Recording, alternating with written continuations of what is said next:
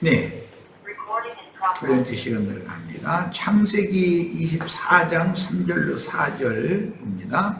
내가 너에게 하늘의 하나님 땅의 하나님이신 여호와를 가리켜 맹세하게 하노니, 아브라함이 엘리에셀에게 지금 부탁하는 말이죠. 너는 내가 거주하는 이 지방 가나안 족속의 딸들 중에서 내 아들을 위하여 아내를 택하지 말고 내 고향 내 족속에게로 가서 내 아들 이삭을 위하여 아내를 택하라. 그랬어요. 이게 이제 엄격한 율법이 되지요, 이 말씀이. 창세기 28장 6절로 9절입니다.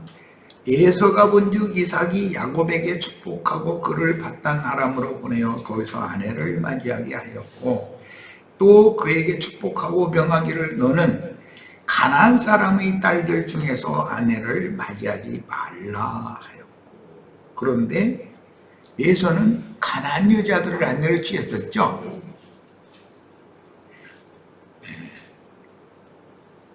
또 야곱이 부모의 명을 따라 밧단 아람으로 갔으며 에서가 또 본즉 가나안 사람의 딸들이 자기 아내들이요 그 아버지 이삭을 기쁘게 하지 못하는지라. 그래서 또 장가를 또 들었는데 아브라함의 아들 이스마엘의 딸이요 느바요스의 누인 말랏을 또 아내로 취하였다. 그래서 이게 이 금혼과 통혼이 엄격하게 정해졌는데 이것을 어기면 창자권이 그에게 주어지지 않는다는 원인이 여기에 있었다라는 것이란 말이에요. 자, 이제 이게 율법으로 정해지는 말씀이 신명기 7장에 나옵니다.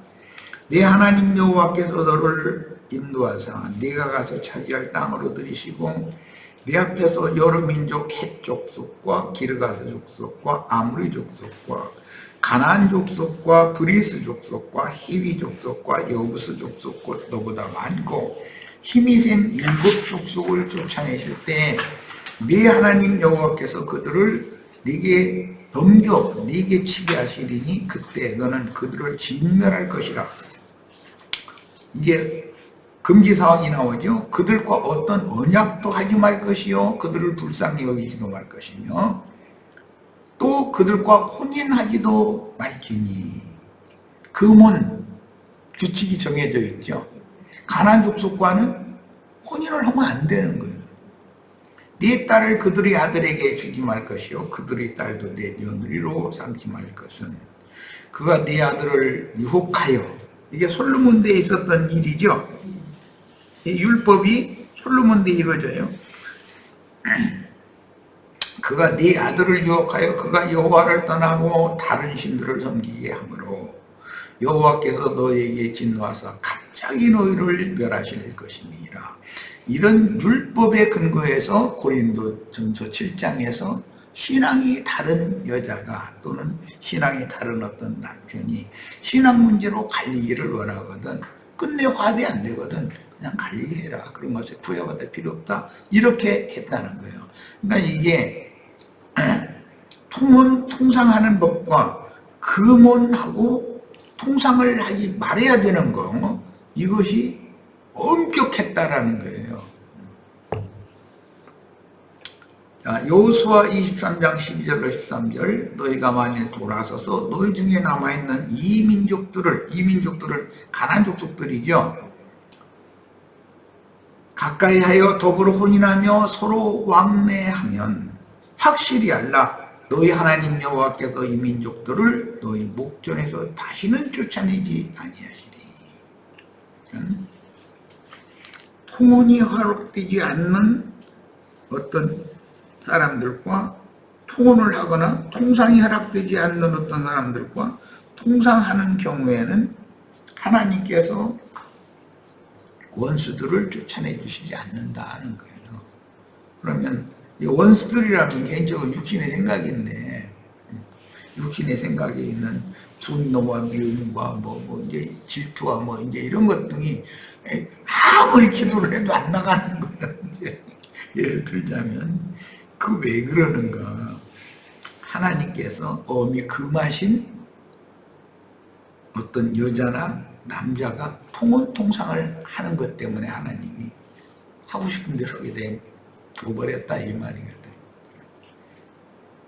그들이 너에게 올무가 되며 덫이 되며 너희 옆구리의 채찍이 되며 너희 눈에 가시가 되어 너희가 마침내 너희 하나님 여호와께서 너희에게 주신 이 아름다운 땅에서 멸하리라. 약속의 땅에서 멸망받는다라는 것은 영원한 죽음이잖아요. 자, 이제 에스라서 9장 1절로 2절입니다. 이건 바벨론 포로 귀환 때의 일이죠. 이 일 후에 방백들이 내게 나와 이르되 이스라엘 백성과 제사장들과 레위 사람들이 이 땅 백성들에게서 떠나지 아니하고, 이 땅 백성도 여기서 말하는 것은 그때 당시는 바벨론 사람들이죠. 가나안 사람들과 헷 사람들과 브리스 사람들과 여부스 사람들과 암몬 사람들과 모압 사람들과 애굽 사람들과 아모리 사람들이 가증한 일을 행하여, 이게 바벨론의 신앙이라는 건 이런 여러 지역을, 큰 제국을 세웠기 때문에 여러 지역의 모든 신앙의 자유다 해가지고 허용을 해주는 정책을 하다 보니 그런 사람들과 바벨론에서 어떤 바벨론 제국 내의 어떤 여자와 혼인을 하게 되면, 히브리인 여자가 아닌 혼인을 하게 되면 신앙이 혼잡이 당연히 온다는 거예요. 오늘날 우리 미국에 사는 식자들 들으면 혹시 소문할지 모르겠는데, 미국은 아주 인종시장도 인종시장이지만 거기는 웬갓 잡새들이 다 모여들어 가지고 거기는 아주 혼잡한 영이죠. 미국을 세운 사람들은 청교도들이 세웠어요. 신앙 문제 때문에 박해를 피해서 도망간 사람들이 세운 나라예요. 그래서 한동안은 모든 학교에서도 의무적으로 성경을 가르쳐야 했어요. 그런데 점점 이제 신앙의 자유다라고 해가지고 민주주의라고 하는 것을 앞세워가지고 신앙은 자유다, 양심은 다 각자의 자유다, 이제 이래버린 거예요. 오늘날은 모든 총기 사건이나 무슨 깡패 사건이나 이런 것이 제일 많이 일어난 나라가 그 나라다. 인종차별을 가장 많이 하는 나라가 미국이다. 저희가 선진국가라고 해도 그건 선진국일 수가 없는 거죠. 야, 그들의 딸을 맞이하여 아내와 며느리로서 아마 거룩한 자손이 그 지방 사람들과 서로 섞이게 하는데, 섞였다. 뭐가 섞인 거예요? 피가 섞인 것이고, 실제로는 생명이 섞인 것이고, 신앙이 혼잡됐다, 그런 말이에요. 방백들과 고관들이 이 죄에 더욱 으뜸이 되었다. 그러니까 서민들은, 가난한 사람들은 그 이방 여자가 시집도 안 와. 그런데 방백들, 고관들이 이방 여자들을 더 많이 취했다는 거예요. 그래서 갈라내는 일을 했었던 것이죠. 에스라서나 느헤미야서에 보면 왼편으로 하면은 그거는 쫓겨나는 거예요. 아브라함의 믿음을 쫓는 거룩한 성도는 가인의 길에 가는 마귀 자식들과는 통혼통상을 엄히 금하신 것은 악한 자의 아들들인 가라이들과 구속받고 거듭난 성도는 함께 교회로 모여 생명의 교통을 나누지 말라는 엄격한 금기사항인 것이다. 통혼이라고 하는 것은 어떤 말씀을 아무데나 가서서 받아들이고 아멘하면하고 뭐 통혼, 엄히 금원령이 내려진 건데 그것을 분별하지 않으면 안 된다는 거예요. 이런 거 이제 신약에서는 영을 옳게 분별해라, 진리를 분별해라, 이렇게 표현을 하죠. 영적인 기업인 그리스도는 주님의 신성과 인성의 아름다운 미덕들이기 때문에 여러 지역의 교회들이 서로 연락하고 상합하는 것, 이것은 구약의 용법으로는 통혼하고 통상하는 거예요. 그리스도의 사랑과 인내와 온유와 관용과 자비와 의와 거룩 등을 분배받은 자들은 그 모든 풍성하고 좋은 것들을 중복되게 받을 수 있다. 구약 성경에서는 물질적인 땅이기 때문에 중복되게 받을 수가 없죠. 그러나 신약 성경은 인간의 영과 마음이기 때문에 얼마든지 통혼 통상을 잘 만든다면 얼마든지 좋은 것을 많이 받을 수 있는 거죠. 이런 차이가 있어요. 믿음으로 취하는 기업의 풍성함은 인종, 지역, 배운 지식 정도, 물질 소유의 다소, 세상 권세의 유무에 상관없이 누구나 영적인 그릇의 분량만큼 교회의 집회를 통해서 또는 각 지역의 교회들이 서로 연락하고 상합함으로 이 말씀을 이루기 위하여 코로나라고 하는 역병을 보내시고 나서 줌 집회 같은 것을 지금 거의 다 모든 예배당이 이게 이런 것을 실행을 하잖아요. 지금은. 그럼 뭐죠? 영적으로는 얼마든지 시공을 초월해서 통혼 통상이 가능한 시대가 왔다라는 걸 보여주는 거예요.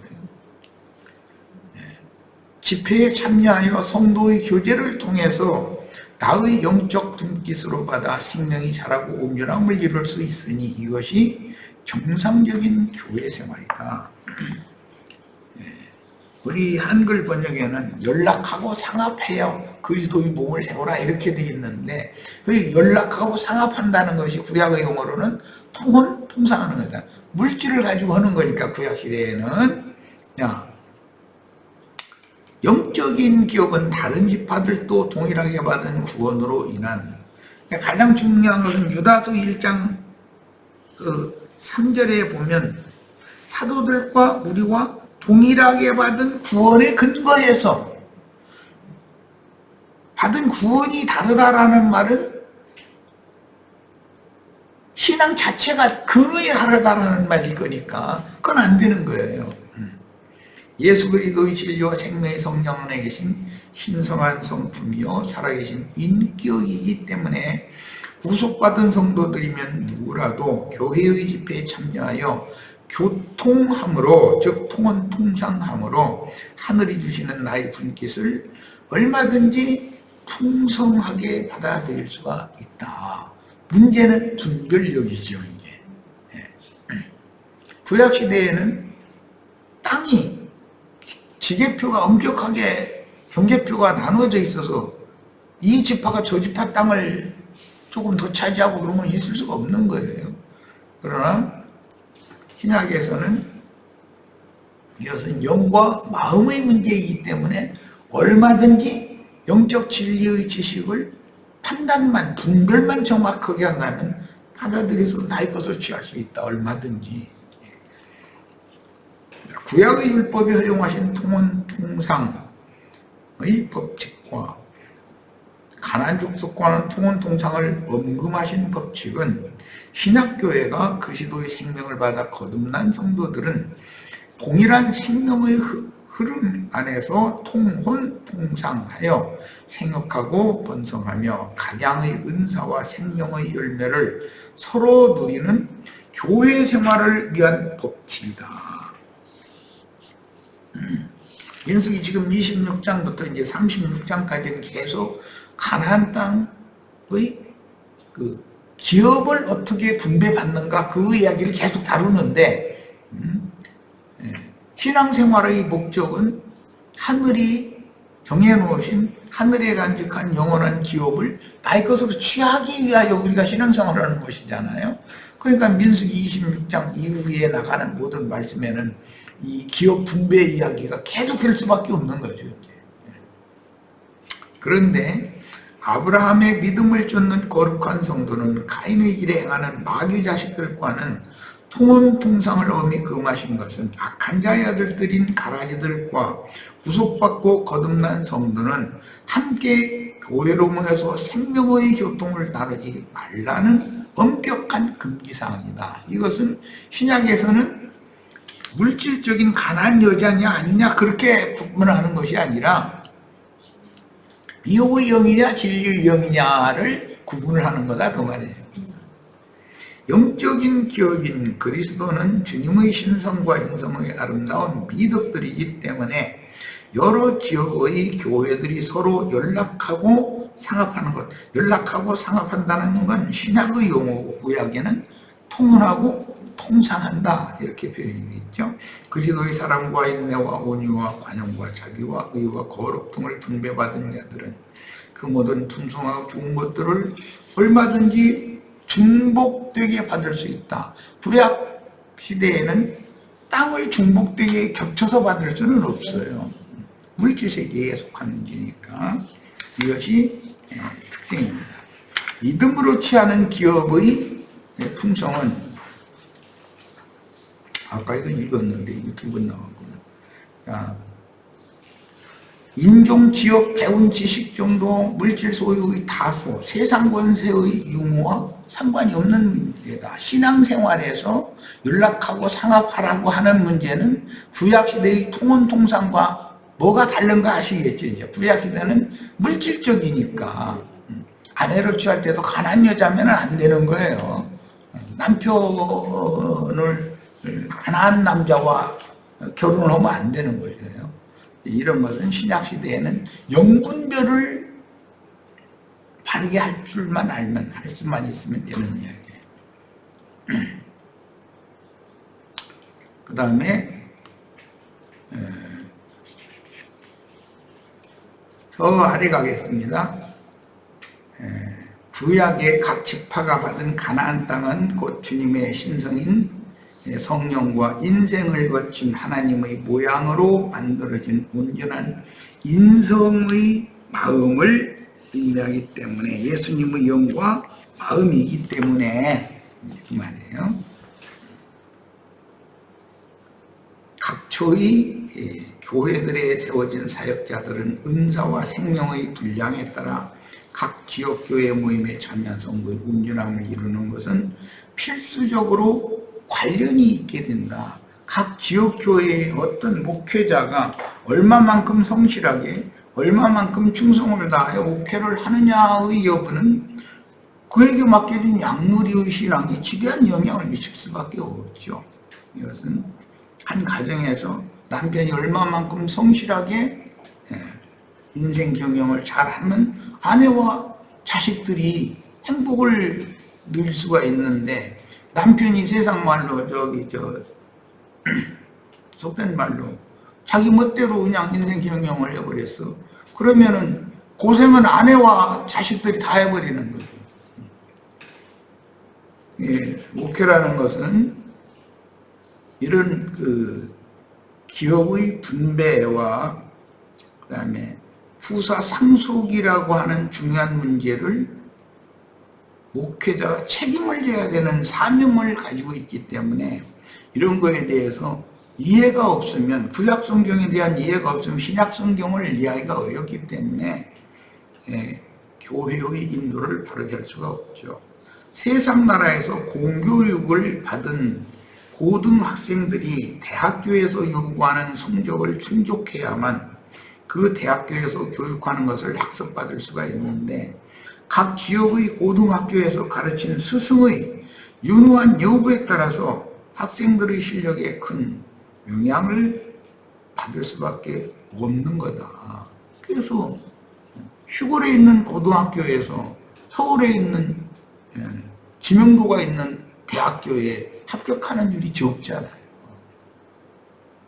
그것은 왜 그래요? 시골의 고등학교와 서울의 고등학교는 스승들이, 선생들의 실력 차이가 있다는 거예요. 이건 중요한 거는.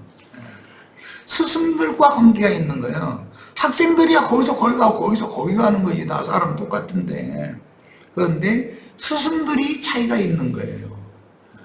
주님의 영은 동일하게 받으나 주님의 온전하신 인격을 나의 구원, 나의 영원한 생명으로 받아 그리스도의 심판대를 통과한 후에 주님의 왕국에서 영생으로 누릴 수 있는 것은 각자의 신앙 양심과 인성이 주님과 생명으로 연합되는 문제이므로 주님의 풍성하심은 무한하나 각자가 취하여 자기 것으로 취하여 이룬 구원의 수준은 각각 다를 수밖에 없다. 고등학생들이라 해서 성적이 다 똑같을 수는 없는 거죠. 주님께 영생을 분배받을 사람들은 생명의 근원이요 초소인 각자의 신앙 양심 상태에 따라 밝기가 다르고 마음 터전의 넓이와 분량이 다르며 원래 타고난 성품들에 따라 은사들이 다양하니 새 우주 안에도 만유가 헤아릴 수도 없이 다양하고 풍성하여 그리스도의 세계는 무한한 것이다. 우리 신앙의 싸움은 교회 생활을 통해서 옛사람의 한계를 벗어버리고 초월이받아 깊이와 넓이와 높이를 더하여 그리스도의 장성한 분량에 이르도록 온전함을 이루는 것이 10곡을 5곡을 다스리는 영적인 제사장이요 영원한 생명의 왕들이 되는 신앙인들이 쌓고 닦은 공적, 우리 한글분이 공적이라고 그랬는데 이게 세상에서는 도력이라고 그러죠. 그 사람이 절간에 들어가서 10년을 공부했다. 그럼 도력이 얼마인지 이제 시험을 해보는데 30세 내려갈 때 이제 봄나물 캐는 아가씨가 눈에 띄는다든지 그때 이제 마음이 흔들리면 도력이 도력이 모지라는 거죠. 신앙생활은 열심히 했다고 했는데 시간만 보내고 도력이 길러주지 않는 거지. 각자의 개성을 더듬어 개발하여 아름답게 나타내게 하되 각자의 그릇의 분량만큼 각 성에 세워진 교회 안에서 주님께 새 영과 새 마음의 영적 지식을 새롭게 받고 삶을 통해서 소화하여 자기 자신이 되게 하며 그릇의 정도에 따라 영생의 누림인 생명의 풍성함을 얼마든지 더 많이 더 큰 상으로 받아서 영원히 누릴 수가 있는 것이 신약의 교회 생활이다. 구약시대에는 중복되게 옆에 땅이 아무리 좋아도 지게표, 경제표로 옮기고 내 땅 삼을 수는 없었잖아요.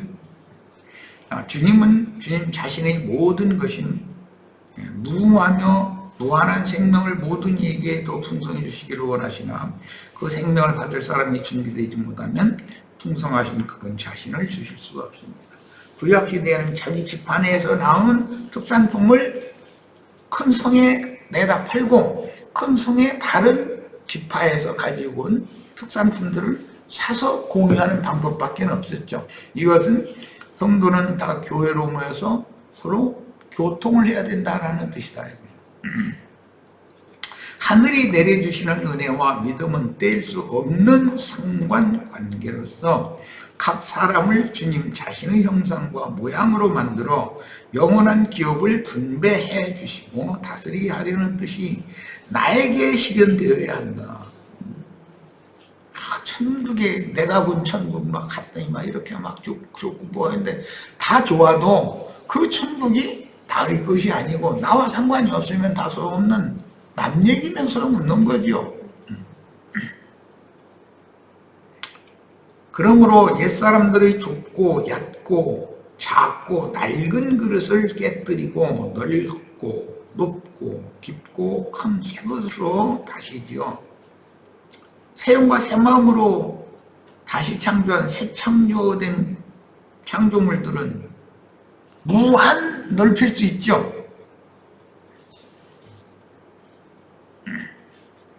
옛사람들은 자기의 세계라는 게 한계가 있어요. 자기 안에 자기가 다 갇혀 사는 거예요. 그러나 새 사람들은 우주를 수십만 개를 집어넣어도 얼마든지 더 담을 수 있어요. 그래서 불가에서는 사람을 소우주라고 이렇게 말을 해요. 그런데 사실은 사람이 대우주죠. 밖에 있는 우주보다 사람이 훨씬 더 큽니다. 이것이 종교와 믿는 이들의 생각 차이죠. 관점 차이죠. 가나안 땅의 기업을 상속받는 문제는 앞으로 더 많이 상고하고 분명하게 해야 할 필요가 있는데, 사람과 공의이신 하나님 자신을 생명의 유업으로 상속받는 문제나 온유한 사람은 땅을 기업으로 받을 것이다, 이렇게 돼 있죠. 성경에 이런 구절이 많이 나오죠. 그리스도의 풍성함을 기업으로 받기 위한 영적 전쟁을 바르게 이해하고 충성스러운 종들로 전쟁을 수행해야 합니다. 자, 민수기 이제 26장 57절 62절 갑니다. 레위인으로 계수된 자들, 이번에는 레위인들의 계수를 지금 말씀하고 있어요. 종족들은 이러하니 게르손에게서 난 게르손 종족, 고핫에게서 난 고핫 종족과 무라리에게서 난 무라리 종족이며, 레위 종족들은 이러하니 림니 종족, 헤브론 종족, 말리 종족, 무시 종족, 고라 종족.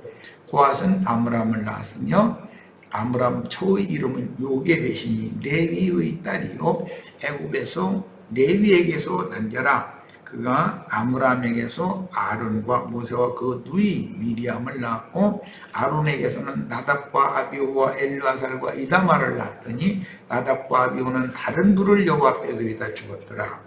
1개월 이상으로 계수된 레위인의 모든 남자는 23,000명이었더라.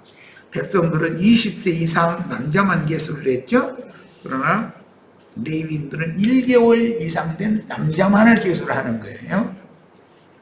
그들은 이스라엘 자손 중 계수에 들지 아니하였으니 이는 이스라엘 자손 중에서 그들에게 준 기업이 없음이었더라. 12덩어리 땅을 나눠받는 건 레위 지파 몫은 없었다는 것이죠.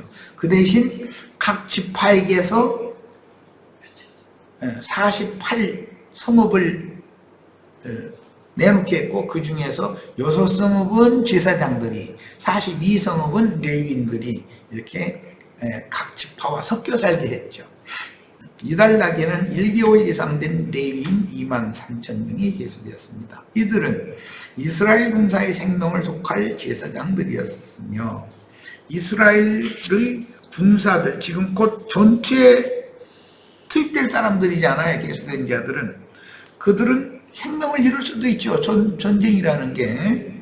그런데 생명을 대속할 사람들이 레위인들이네, 하나님 앞에서. 육체로는 이제 여기서 뭘 할 수 있죠? 대속이라는, 육체로는 죽임당하지만 영은 죽는 게 아니다. 레위인이 대신하니까 생명을. 야, 땅의 기업이 없고 12지파의 기업들에서 도피성과 레위인들을 위한 땅을 내게 하거나 각 지파에서 레위 지파를 위한 일정한 땅을 차지하여 각각의 지파들과 섞여 살며 하나님을 섬기는 본이 되게 하셨습니다.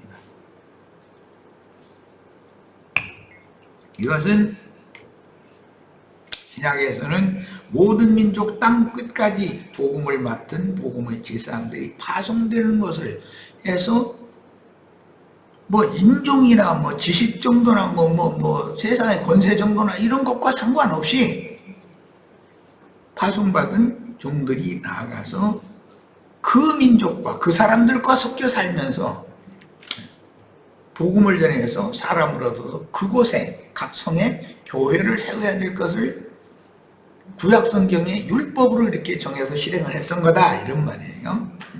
그러니까 모든 것이 교회에 맞춰져 있는 것이죠. 자, 이번엔 63절 65절입니다. 이는 모세와 제사장 엘르아살이 계수한 자라. 그들이 여리고 맞은편 요단가 모압 평지에서 이스라엘 자손을 계수한 중에는 모세와 제사장 아론이 시내 광야에서 계수한 이스라엘 자손은 한 사람도 들지 못하였으니, 그러니까 두 번째 계수는 세 사람들을 계수한 거다라는 걸 알 수 있죠. 이는 여호와께서 그들에게 대하여 말씀하시기를 그들이 반드시 광야에서 죽으리라 하셨습니다. 이러므로 여분네 아들 갈렙과 눈의 아들 여호수아 외에는 한 사람도 남지 아니하였더라. 여기는 이제 산채로 죽음을 보지 않고 산채로 약속의 땅에 들어간 두 사람이 나오고, 첫 번째 계수에는 들었으나 광야에서 다 죽고 신세대들만 약속의 땅에 들어가는 얘기가 나와요. 그런데 광야에서 죽은 자들 이야기도 민수기 16장에는 땅이 입을 벌려 삼킴으로 반역에 가담한 자들의 죽음과 다른 어떤 여러 가지 사건 때문에 뭐 길을 원망하고 먹을 것을 원망하고 뭐 생활 환경을 원망하다가 하나님에 의해서 죽임당한 그 죽임당한 사람들과 반역에 가담해가지고 죽임당한 사람들은 또 다르다는 거예요. 이것은 이제 부활과 관계가 되기 때문에 이것을 기본적으로는 주님은 육체로는 죽어도 영이 죽는 것은 아닐 수가 있는 것이죠. 누구는 살았으나 죽었고 누구는 죽었지만 주 안에서 자고 있을 뿐이지 죽은 것이 아닐 수도 있죠. 그런데 영원히 죽은 자들이 있다는 거예요. 그 중에 민수기 16장 이야기예요. 자, 이런 것이 신약 성경에는 자세히 설명이 돼 있어요. 그런데 구약 성경에 이런 말씀을 모르면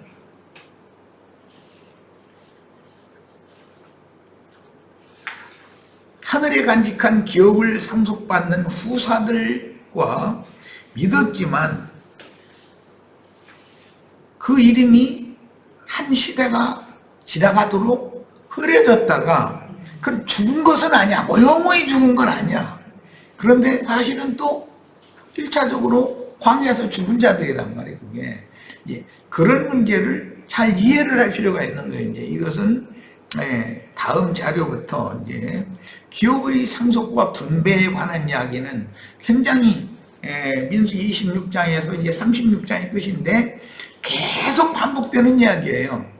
어떻게 모세의 인도 직분을 누가 받을 것이고 제사장 직분은 아론이 죽었으니까 누가 받을 것이고 그 다음에 딸만 있는 그 가문의 기업은 어떻게 분배를 할 것이고 이런 이야기들이 끝까지 앞으로 나오는 거예요. 그러니까 계속해서 우리는 이제 오늘부터 시작해서 민수기가 끝날 때까지 하늘의 기업과 땅의 기업을 상속받는 후사가 되는 문제, 그 다음에 말씀을 맡은 전도자들, 증인들, 인도자들의 기업을 그 여자와 아내와 함께 받는 문제, 여자만 있는 딸만 낳은 가문은 그러면은 기업을 또 어떻게 분배를 할 것이냐, 이제 이런 문제가 민수기 끝까지 기록이 되고 있는데 앞으로 이 문제를 상세하게 이제 계속 나눌 거예요. 이제 그러다 보면 민수기 끝날 때까지 후사 상속과 기업 분배에 관한 이야기를 계속 할 수밖에 없는 거죠. 그런데 이것이 성경에서 이만큼 중요하다는 거예요. 성경의 진리를 깨닫는 데는. 오늘 우리 형제 자매님들 아마 처음 듣는 여러 가지 얘기들을 많이 들었을 거예요. 그런데 앞으로는 더 소상하게 이제 이런 문제를 다루게 될 겁니다. 애굽에서 나와서 홍해를 건넌 선민들이 광야에서 다 죽고 유다 지파의 여분네, 여호와께서 돌이키게 하셨다는 뜻이고, 여분네의 아들 갈렙은 계란, 충직한 계란 뜻이죠. 에브라임 지파의 눈의 아들 여호수아, 그 눈이라는 말이 이제 생선이라는 뜻인데, 이게 바다의 물고기는 세상 사람을 상징하는 거예요. 그런데 에브라임 지파 눈의 아들 여호수아는 호세아라고도 같은 용어이고 예수라는 신약의 용어죠. 여호와의 구원이라는 용어. 남긴 것을 하나님의 경륜적으로 볼 때 어떤 증인들을 이생에 남겨서 다음 시대의 연결고리로 삼으시고 새 시대를 더 살며 헌신하다가 대례감을 받게 하신다는 것을 알 수 있습니다. 여호수아와 갈렙도 죽기는 죽지요. 광야에서는 죽음을 보지 않고 약속의 땅에 들어갔어요. 그렇지만 약속의 땅에 들어가서 그냥 계속 살은 건 아니에요. 신약에 보면 나사로가 실제로는 죽었죠. 그런데 안 죽고 죽창다 또 예수님이 이제 이러셨죠. 그러니까 성경이 말한 지금 부활이요 생명이요 왕이신 그리스도를 어떻게 기업으로 상속받은 후사가 되고 어떻게 분깃을 각자가 나눠 가질 것이냐, 이 이야기가 성경에 이렇게 중요하게 다뤄진다라는 거예요. 교회 시대가 지나면 다음 시대를 위해서 반드시 하나님의 증인들을 남겨두시고 그들에게 새 시대를 이어갈 신자들에게, 노아의 때 노아의 8 식구가 2시대를 살았죠. 예수님 때 사도들이 2시대를 살았죠. 율법과 선지자, 요한이 제자였던 사람들이 예수님의 제자가 되어서 성령께서 파송받은 그런 증인들로 일생을 마쳤잖아요. 얼마든지 만약에 이 시대의 이 세대가 한 시대를 종결하는 세대라면 우리가 얼마든지 2시대를 살죠. 그렇다고 해서 여호수아와 갈렙처럼 살아서 약속의 기업에 들어갔다고 해서 영원히 산다는 말이냐? 그렇지는 않아요. 이런 문제를 앞으로 더 소소하게 나눌 겁니다. 자, 오늘 집회는 모두 마치도록 하겠습니다.